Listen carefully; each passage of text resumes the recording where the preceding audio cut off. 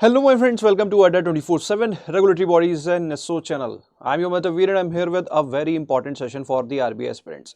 जी हाँ दोस्तों, अभी मई मंथ में जो है आरबीआई ने अपने हाफ ईयरली जो पेमेंट रिपोर्ट हुए वो यहाँ पे पब्लिश कर दी है और इस रिपोर्ट को हम यहाँ पे एक समराइज मैनर में कवर करने वाले हैं एग्जाम पॉइंट ऑफ व्यू से। तो बहुत ही इंटरेस्टिंग सेशन है, काइंड ऑफ इंपॉर्टेंट भी है क्योंकि अभी रिसेंटली ये रिपोर्ट आई है और आरबीआई की रिपोर्ट और आरबीआई के एग्जाम के लिए इंपॉर्टेंट ना हो ऐसा हम कह नहीं सकते, है ना। तो चलिए दोस्तों, without wasting any time let's get started. Start करने से पहले अगर आप दोस्तों चैनल पे नए हो तो जल्दी से चैनल को सब्सक्राइब कर लो, वीडियो को लाइक कर दो और ये रहा मेरे टेलीग्राम ग्रुप का क्यूआर कोड। इसको स्कैन करके आप मेरे टेलीग्राम ग्रुप से जुड़ सकते हो, यहाँ पे आपको इस सेशन की पीडीएफ भी मिल जाएगी, है ना। एंड अगर आपको हमारी किसी कोर्स में एनरोल करना है दोस्तों तो आप कोड यूज कर सकते हो Y581 फॉर मैक्सिमम डिस्काउंट, है ना। आरबीआई के अगर आपको मॉक्स लगाने हैं, सम गुड क्वालिटी मॉक्स, है ना, तो आप मॉक्स में एनरोल कर सकते हो। बाकी कोर्सेज रिलेटेड डिटेल्स में आपको अभी एंड ऑफ द सेशन देता हूँ, अभी कंटेंट पे आते हैं, है ना। तो बात करते हैं पेमेंट रिपोर्ट के बारे में। देखिए, पेमेंट सिस्टम रिपोर्ट जो है वो कहीं ना कहीं जो हमारे पास डिफरेंट पेमेंट सॉल्यूशंस हैं, वो चाहे हमारे पास नीफ्ट हो, आरटीजीएस हो, यूपीआई हो, तो इन सब में क्या इंप्रूवमेंट हुआ है over a period of time, उसका एक रिपोर्ट, एक ट्रेंड देती है। इस पेमेंट सिस्टम रिलेटेड क्या क्या इंपॉर्टेंट इनिशिएटिव्स आरबीआई ने लिए हैं उनके बारे में एक ये जो रिपोर्ट है कंप्लीट प्रोजेक्शन हमें यहाँ पे देती है। और देखिए, एग्जाम के पॉइंट ऑफ व्यू से अगर आरबीआई की कोई भी रिपोर्ट है तो देयर इज अ पॉसिबिलिटी कि वहां से क्वेश्चंस बन सकते हैं, इसलिए इसको कवर करना भी बहुत ज्यादा जरूरी है। अगर आप ये रिपोर्ट देखोगे तो उसमें बहुत सारे फैक्ट्स हैं, लेकिन मैं आपको सिर्फ एग्जाम ओरिएंटेड फैक्ट्स ही प्रोवाइड करूंगा, है ना। तो चलिए स्टार्ट करते हैं कवर करना इसको। चलते हैं आरबीआई वेबसाइट पे। हाँ, अरे यार ओपन हो जा। यस, तो ये रिपोर्ट पहली चीज आपको कहां मिलेगी? अगर आप पब्लिकेशन सेक्शन में जाओगे, हाफ ईयरली सेक्शन, तो you will find payment system report, है ना। टोटल 51 पेजेस की ये रिपोर्ट है। एक्चुअली मैं यहीं से ओपन कर लेता हूं इसको, थोड़ा सा इजी रहेगा, है ना। टोटल 51 पेजेस की ये रिपोर्ट है ना। जो हमारा पिछले 5 साल का जो डाटा है 2021 से 2025 तक जो पेमेंट सिस्टम में इंप्रूवमेंट आया है उसके रिलेटेड ये सारा डाटा हमें यहाँ पे बता रही है। डाटा भी हमें यहाँ पे देखना है, इनिशिएटिव्स यहाँ पे देखने हैं कि पेमेंट से रिलेटेड जो ये रिपोर्ट है वो मतलब कुछ इनिशिएटिव्स के बारे में बात करती है, क्रॉस बॉर्डर पेमेंट्स के बारे में बात करती है। तो वो सारी चीजें जो है इस रिपोर्ट के अंदर यहाँ पे डिस्कस की गई हैं। सबसे पहले एग्जाम पॉइंट ऑफ व्यू से अगर हम बात करें, कुछ इंपॉर्टेंट फैक्ट्स हैं, है ना। जैसे कि अगर आप देखो रिसेंट इनिशिएटिव के तौर पे देखो तो एक पेमेंट रेगुलेटरी बोर्ड यहाँ पे रिसेंटली एस्टेब्लिश किया गया है। 6 मेंबर बोर्ड होता है। इसका कंपोजिशन क्या है, होमवर्क क्वेश्चन है आप लोगों के लिए बताना। 3 member are from the RBI side, जिसमें से जो इसके चेयरमैन होते हैं वो गवर्नर साहब होते हैं। Then there are certain special invitees also. यहाँ पे ये बोर्ड स्पेशल पर्सन को इन्वाइट भी कर सकता है who have expertise in technology and different aspects, है ना। तो पेमेंट रेगुलेटरी बोर्ड का जो बेसिकली कंपोजिशन है आपको पता होना चाहिए, एग्जाम में आ सकता है। इसको लास्ट ईयर 2025 में बनाया गया था, है ना। पेमेंट सिस्टम के बारे में बात करें तो जो ट्रांजैक्शन वॉल्यूम है अगर पिछले 5 साल में देखा जाए तो दैट हैज इंक्रीज्ड 33 टाइम्स, और वैल्यू जो है वो ऑलमोस्ट, सॉरी नॉट इन 5, पिछले 10 सालों की अगर बात करें तो जो पेमेंट सिस्टम की वॉल्यूम है वो 33 टाइम्स इंक्रीज हो चुकी है और वैल्यू जो है वो ऑलमोस्ट 3 टाइम्स इंक्रीज हो चुकी है इन पीरियड फ्रॉम 2016 टू 2025, है ना। अगर रिसेंट 5 साल के बारे में बात करें तो volume has grown 4 times and value just double हो चुकी है, जिसका अगर हम एनुअल ग्रोथ रेट देखें तो 43% इन वॉल्यूम आता है और वैल्यू के टर्म्स में 17% आता है। तो ये क्या फैक्ट्स हमें याद रखने, जस्ट ये जो फैक्ट्स हैं देखो कहीं ना कहीं आपको एक फॉर्डर के तौर पे भी काम करते हैं। फॉर्डर बोले तो डिस्क्रिप्टिव राइटिंग में अगर पेमेंट सिस्टम रिलेटेड कोई क्वेश्चन आ जाए तो ये जो फैक्ट्स हैं आप कोट कर सकते हो इंट्रोडक्शन के तौर पे, है ना। बाकी डोंट वरी यार, अभी मैं फैक्ट्स आपको बता रहा हूं, है ना। आपको इसकी मैं समरी अभी दिखा दूंगा, मैंने एक समरी भी इसकी कंपाइल की हुई है, डोंट वरी, आपको वो मिल जाएगी, है ना। तो सबसे पहले ये जो रिपोर्ट है एक हमें ओवरव्यू देती है कि यार जो हमारे पास डिफरेंट पेमेंट सॉल्यूशंस हैं उनमें वॉल्यूम और वैल्यू कितनी है, कौन सा डोमिनेटिंग है, और जो भी हमारे पास पेमेंट सिस्टम यहाँ पे सॉल्यूशंस हैं उनमें पिछले 5 साल में कितना इंप्रूवमेंट हुआ है, करंट वैल्यूज कितनी चल रही हैं, वो सारे एस्पेक्ट्स यहाँ पे मिलते हैं हमें। तो इस रिपोर्ट में सबसे पहले जो हमारे डिफरेंट पेमेंट इंस्ट्रूमेंट्स हैं जो पेमेंट के लिए हम यूज करते हैं इन टर्म्स ऑफ वॉल्यूम, तो सबसे ज्यादा अगर वॉल्यूम जो पेमेंट की रहती है वो रहती है यूपीआई पेमेंट्स की। 1 सेकेंड गाइस, थोड़ा सा जूम कर देता हूं ताकि आपको दिख जाए, ठीक है। तो सबसे ज्यादा अगर हम बात करें यूपीआई की वॉल्यूम रहती है विच इज ऑलमोस्ट 85.5%। उसके बाद जो वॉल्यूम आती है वो पीपीआईज एंड नीफ्ट की आती है। उसके बाद अगर हम बात करें NACH, credit cards, and then IMPS, then cheques and RTGS। ये है in terms of volume. Volume का मतलब है कितने ट्रांजेक्शन्स हो रहे हैं, कितने का ट्रांजेक्शन की बात नहीं कर रहे। We are not talking about value, we are talking about how many transactions, we are talking about volume of transactions. ठीक है, तो उसमें जो हमारा डोमिनेटिंग प्लेयर है वो है UPI। ठीक है, लेकिन अगर हम बात करें वैल्यू के टर्म्स में, तो वैल्यू ऑफ कोर्स सबसे ज्यादा होती है RTGS। और क्यों होती है, इसका सिंपल लॉजिक लगाओ यार। आप UPI से कितने का पेमेंट करते होंगे आप डेली बेसिस पे, आप खुद एक पर्सन के तौर पे सोचो। वहीं RTGS का एक सिंगल ट्रांजेक्शन मिनिमम 2 लाख रुपए का होता है। तो दैट्स वाई RTGS की भले ही वॉल्यूम कम हो, लेकिन वैल्यू में they are the most dominating player, है ना। इसके बाद आ जाता है आपका निफ्ट, देन आपका आ जाता है UPI, देन आ जाता है IMPS, है ना। ये सारी आप चार्ट्स देख सकते हो, वैसे इतना ज्यादा देखने की जरूरत नहीं है। अब इंडिविजुअल लेवल पे अगर हम इनकी बात करें, है ना, इंडिविजुअल लेवल पे अगर हम इनकी बात करें 2021 से अब तक का जो इंप्रूवमेंट आया है, तो हमें सारे डाटा देखने की जरूरत नहीं है ना। आपको मैं लेटेस्ट डाटा बता देता हूं पेमेंट इंस्ट्रूमेंट वाइज। ओके, थोड़ा सा इंडिविजुअल पेमेंट सिस्टम वाइज हम इसको डिस्कस करते हैं, है ना। Just give me a second.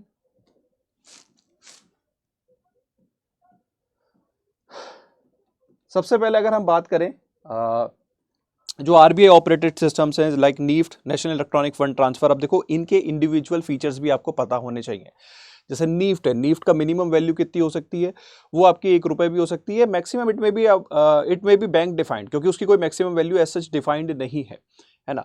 RTGS की मिनिमम वैल्यू 2 लाख होती है। देन RTGS एक रियल टाइम पेमेंट होता है, वहीं निफ्ट जो है वो एवरी 30 मिनट बैच में सेटल होता है। तो ये सारे जो बेसिक फैक्ट्स हैं वो आपको पता होने चाहिए, और आई एम एज्यूमिंग कि आपको ये सारे पेमेंट इंस्ट्रूमेंट्स पता हैं, और फिर भी मैं आपको यहाँ पे थोड़ा थोड़ा इनके बारे में बताता रहूंगा। इन दोनों पेमेंट सिस्टम को, निफ्ट और RTGS को, हम सेंट्रलाइज पेमेंट सिस्टम भी बोलते हैं, क्योंकि they are operated by RBI। जैसे UPI है, that is operated by NPCI, तो वो सेंट्रलाइज पेमेंट सिस्टम का पार्ट नहीं है। ठीक है, तो यहाँ पे अगर हम देखें निफ्ट में कितना इंप्रूवमेंट हुआ है, तो निफ्ट में पिछले 5 साल में ऑलमोस्ट वॉल्यूम जो है वो 3 टाइम्स हो चुकी है, और वैल्यू भी ऑलमोस्ट डबल हो चुकी है। ठीक है, निफ्ट के जो वॉल्यूम है वो 380 करोड़ से 1000 करोड़ पहुंच चुकी है, और जो वैल्यू है वो 277 करोड़ से 482 करोड़ पहुंच चुकी है विद एन कंपाउंडेड, अब ये ग्रोथ रेट आपको याद नहीं रखना, फिर भी मैं बता रहा हूं, with a compounded annual growth rate of 27.4%। ये चार्ट में यही बात बताई गई है। ठीक है, उसी तरह अगर हम UPI के बारे में बात करें, आई थिंक RTGS हमने ऊपर मिस कर दिया, 1 सेकेंड। RTGS, यस, ये रहा RTGS। तो RTGS की भी जो वैल्यू है वो ऑलमोस्ट डबल हो चुकी है। 2025 में जो वैल्यू रही है वो ऑलमोस्ट 2206 लाख करोड़ का ट्रांजेक्शन रहा है। वहीं 2021 में it was around 1200 lakh crore. Volume के टर्म्स में भी बात करें तो 2021 में जो वॉल्यूम थी RTGS ट्रांजेक्शन की वो 20 करोड़ थी, और अब इसकी जो वॉल्यूम है वो 33 करोड़ हो चुकी है। तो that was about RTGS and NEFT. अब हम आ जाते हैं नेक्स्ट पेमेंट इंस्ट्रूमेंट पे, which is UPI one of the most important. इसके रिलेटेड हमें सारे फैक्ट्स का पता होना चाहिए भाई, इस पे क्वेश्चन बन सकता है। ठीक है, तो UPI के बारे में अगर हम बात करें तो 2021 से 2028 में ट्रांजेक्शन्स जो सिर्फ 3800 के आसपास होते थे, वो ट्रांजेक्शन्स की वॉल्यूम बढ़ के 22,000, मतलब ऑलमोस्ट 23,000 के आसपास पहुंच चुकी है। वैल्यू के टर्म्स में बात करें तो वैल्यू जो है वो 72 लाख करोड़ से इंप्रूव होके 300 लाख करोड़। मुझे ऐसा लगता है इस फैक्ट पे क्वेश्चन बन सकता है कि what was the value of transactions in 2025, तो 300 लाख करोड़। इस फैक्ट पे मुझे एक लग रहा है कि शायद क्वेश्चन बन सकता है। ठीक है, बाकी कंपाउंडेड एनुअल ग्रोथ रेट जो है वो ठीक है, it was around 55.8% in terms of volume and 43% in terms of value. ये ज्यादा जरूरी नहीं है। एक और फैक्ट यहाँ पे इंपॉर्टेंट है कि UPI का जो एवरेज टिकट साइज है, मतलब एक सिंगल ट्रांजैक्शन, एक एवरेज ट्रांजैक्शन जो UPI से किया गया है वो रिड्यूस हुआ है। पहले अगर हम बात करें 2021 की, तो लगभग 1850 के आसपास का आपका एक एवरेज टिकट साइज होता था, एक एवरेज ट्रांजैक्शन होता था UPI का। अब वो 1300 के आसपास आ चुका है। ये क्यों? क्योंकि स्मॉल रिटेल पेमेंट्स जो है वो इंक्रीज किए हैं, स्मॉल वैल्यू लोन्स इंक्रीज हुए हैं, और खासकर UPI लाइट भी कहीं ना कहीं हमारे पेमेंट्स को फर्दर स्मॉल वैल्यू बनाता है। ठीक है, तो UPI की ट्रांजैक्शंस की जो यहाँ पे फैक्ट्स हैं वो हमें थोड़े पता होने चाहिए दोस्तों। मुझे इससे लगता है कि अगर इस रिपोर्ट से क्वेश्चन आ सकता है तो सबसे पहले वो UPI रिलेटेड फैक्ट से आएगा। ठीक है, नेक्स्ट आ जाते हैं IMPS service which is again being operated by NPCI। तो IMPS पेमेंट्स में भी यहाँ पे अगर आप देखो जो वॉल्यूम है that has increase from 434 crore to 518 crore and जो वैल्यू है that has increased almost double हो चुकी है 38 लाख करोड़ से 75 लाख करोड़। ठीक है, ये चार्ट देखने की जरूरत नहीं है, सिर्फ ये फैक्ट्स इंपॉर्टेंट है। Then Aadhaar enabled payment system, it is again being managed by NPCI। ठीक है, आपके आधार का यूज करते हुए, भीम ऐप का यूज करते हुए आप जो है बेसिकली आप you can use your Aadhaar number and you can make the payments, है ना। तो वो भी यहाँ पे इंप्रूवमेंट फैक्ट्स का अगर हम देखें तो वो भी यहाँ पे बताया हुआ है। मैं आपको एक बार में सारे फैक्ट्स की नंबर्स दे दूंगा, डोंट वरी, ज्यादा जरूरत नहीं है। देन आते हैं नेशनल ऑटोमेटेड क्लियरिंग हाउस, जो आपके रिपीटेटिव पेमेंट्स होते हैं। ठीक है, जो आपके जैसे लोग हर मंथ गवर्नमेंट एम्प्लॉयज की सैलरी जानी है, आपका बिजली का बिल है पेमेंट होना है, आपकी EMI कटनी है ना। तो there are so many transactions which are repetitive in nature, तो उनके लिए आप नाच फैसिलिटी जो है वो यहाँ पे यूज कर सकते हो। अब नाच में दो तरह के पेमेंट्स होते हैं, नाच में दो तरह के पेमेंट्स होते हैं, जरा उनको समझना जरूरी है ना। मे बी शायद इससे कोई क्वेश्चन बन जाए, मे बी नहीं, एटलीस्ट हम डिस्कस कर लेते हैं। First type of NACH is where there is one debit and multiple credit, जहां पे एक डेबिट होगा और मल्टीपल क्रेडिट होंगे।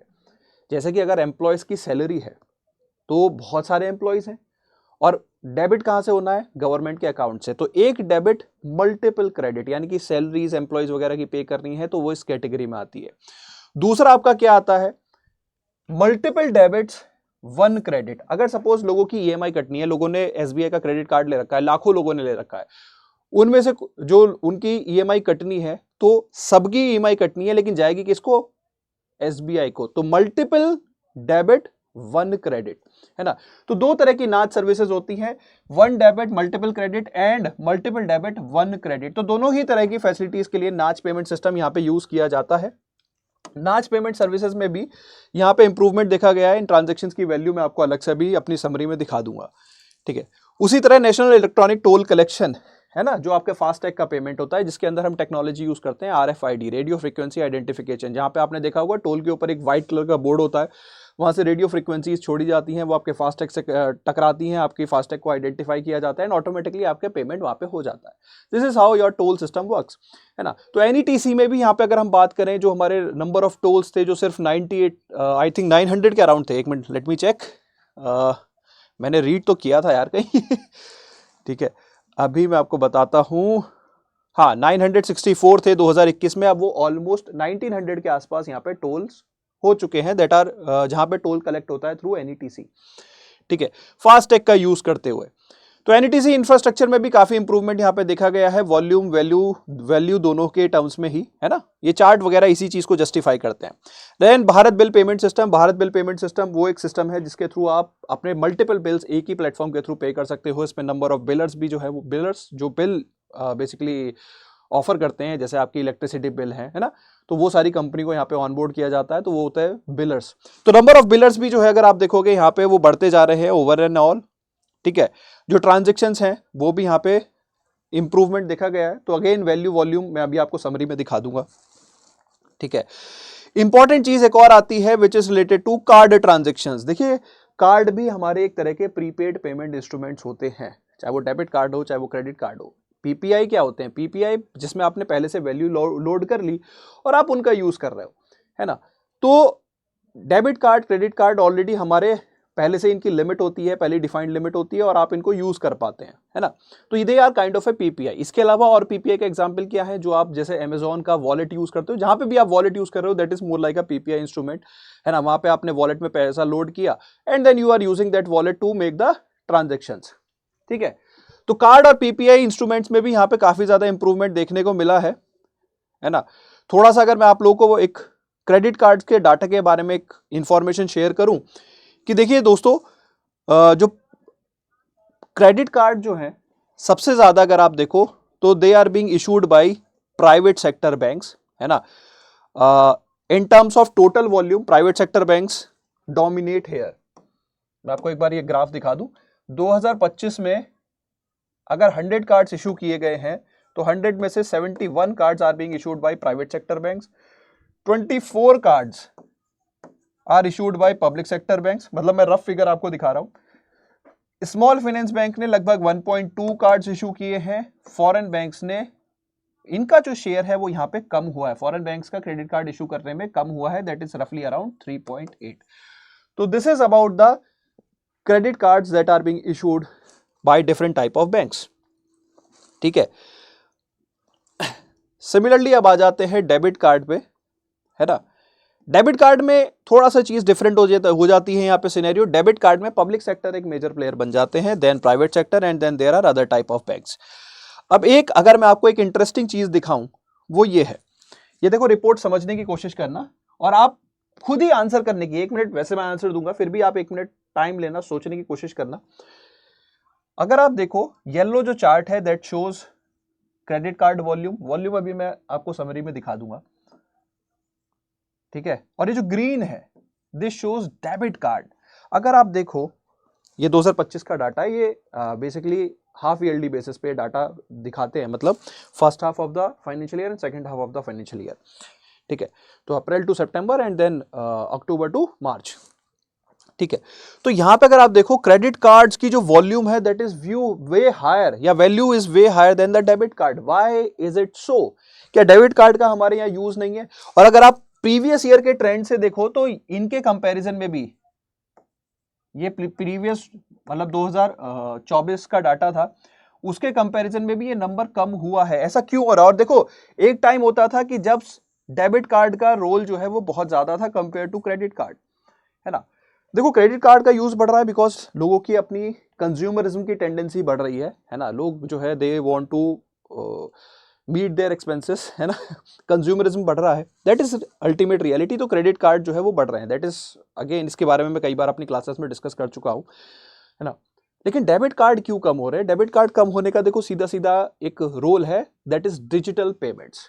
क्रेडिट कार्ड क्या होता था, आप फिजिकल कार्ड से वैसे भी आप ज्यादा पेमेंट नहीं करते थे, आप क्या करते थे, उसे कैश से निकालते थे and then you make the payment. एक नेचुरल टेंडेंसी होती है, डेबिट कार्ड से आप बहुत ज्यादा पेमेंट नहीं करते, है ना। ये बात आपने भी खुद ही अपने प्रैक्टिकल लाइफ में देखी होगी। मोर ओवर अभी रिसेंटली क्या हुआ है, अब आपके पास डिजिटल वॉलेट्स आ गए हैं, पेमेंट सिस्टम आ गए हैं, यूपीआई आ गया है।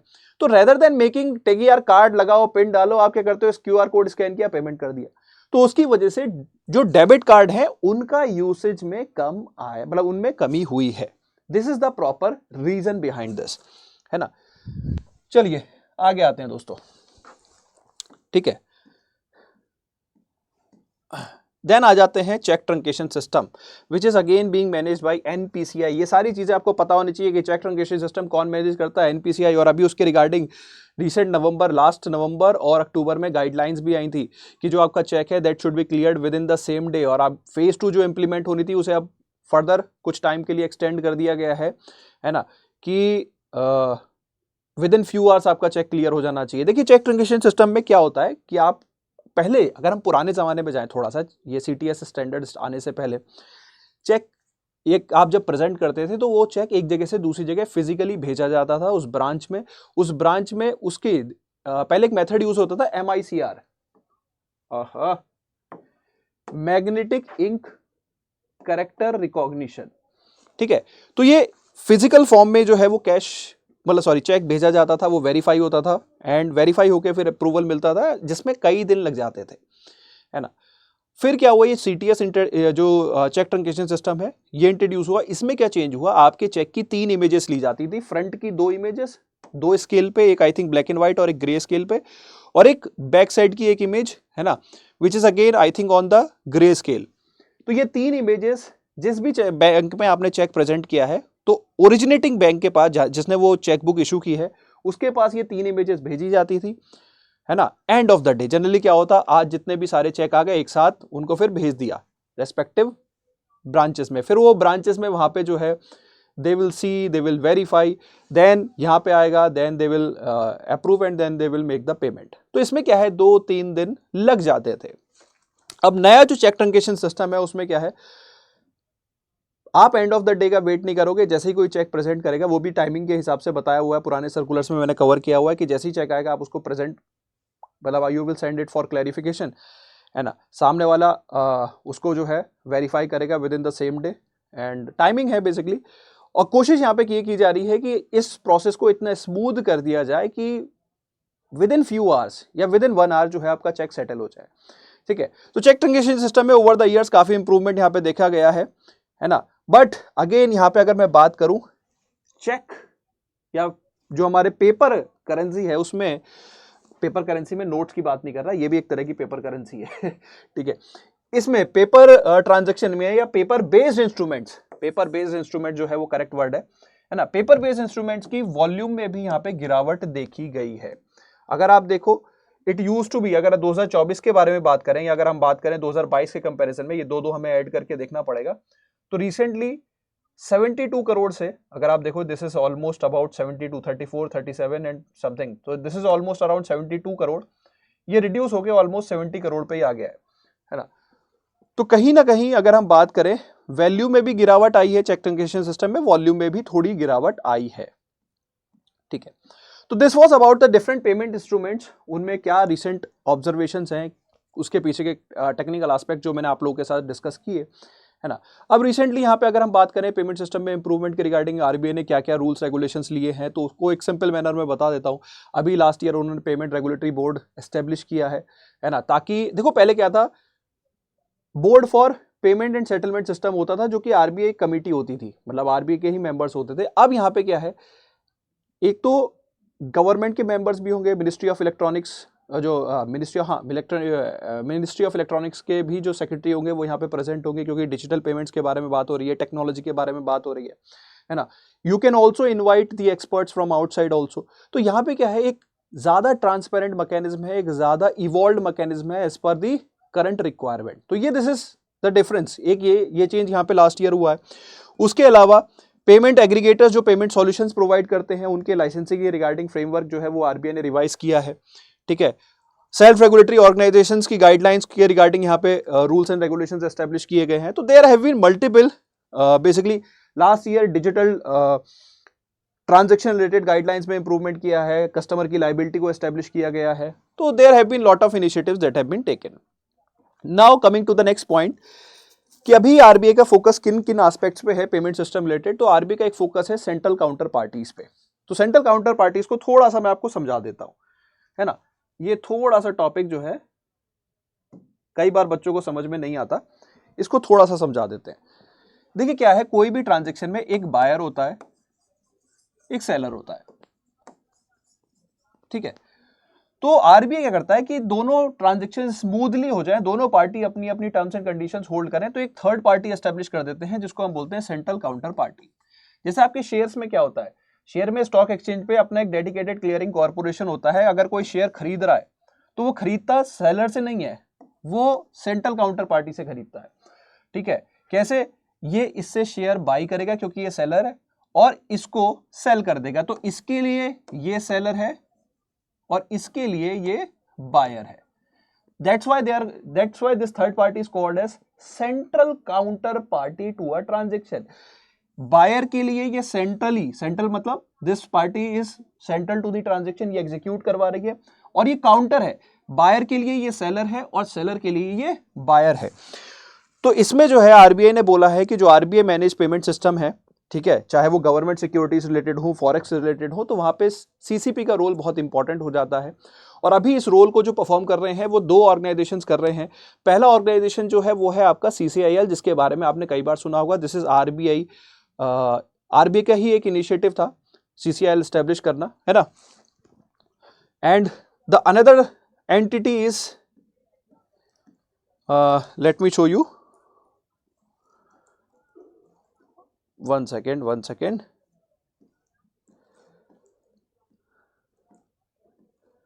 AMC repo clearing limited. Actually RBI regulated अभी के लिए दो ही सीसीपी हैं।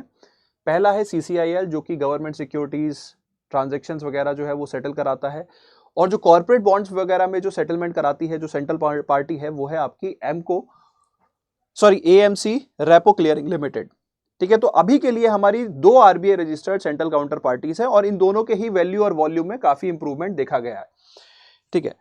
तो that is the thing. Then next important चीज इज कि आरबीआई ने क्रॉस बॉर्डर पेमेंट्स को इंप्रूव करने के लिए क्या क्या इनिशिएटिव्स लिए हैं। तो यहां पे मुझे नहीं लगता कि कोई ऑब्जेक्टिव क्वेश्चन बनेगा फेज 1, लेकिन डिस्क्रिप्टिव क्वेश्चन जरूर बन सकता है। Discuss the different initiatives that have been taken by RBI to improve the cross border payment.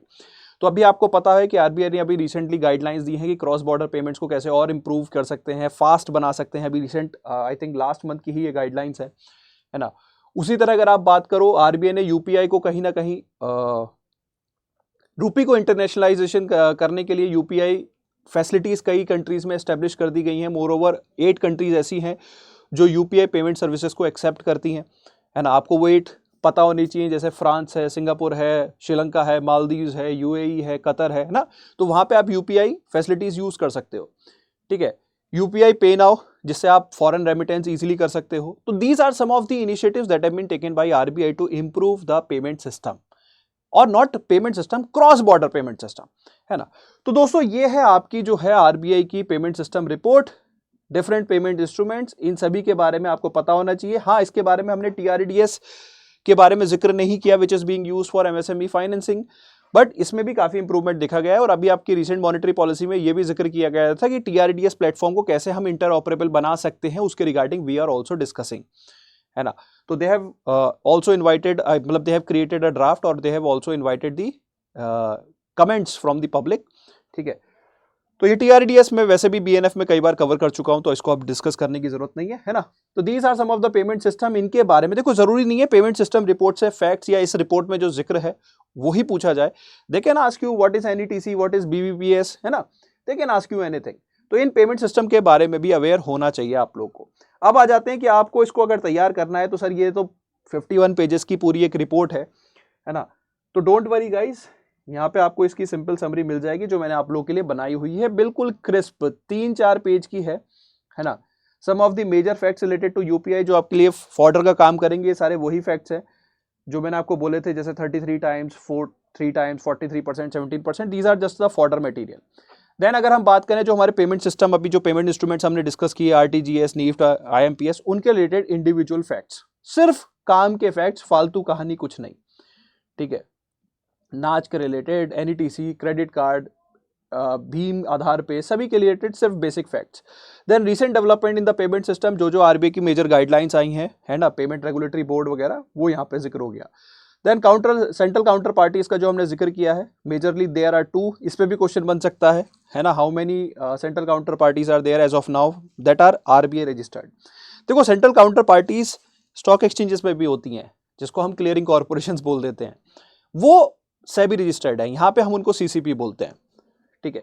उसी तरह क्रॉस बॉर्डर पेमेंट्स में इंप्रूवमेंट के रिगार्डिंग आरबीआई ने क्या क्या रिसेंट इनिशिएटिव्स लिए हैं, UPI PayNow, UPI QR code acceptance abroad, है ना, strengthening of payment aggregator.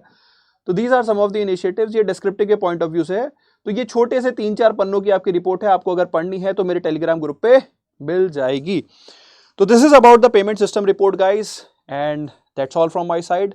Now coming about the preparation. अगर आप अपनी प्रिपरेशन में थोड़ा सा फील कर रहे हैं कि यार प्रिपरेशन उस लेवल की नहीं चल रही, है ना, कुछ भी मन में डाउट आ रहा है प्रैक्टिस के रिलेटेड या कुछ भी, तो देखो आप ज़्यादा डाउट करो मत।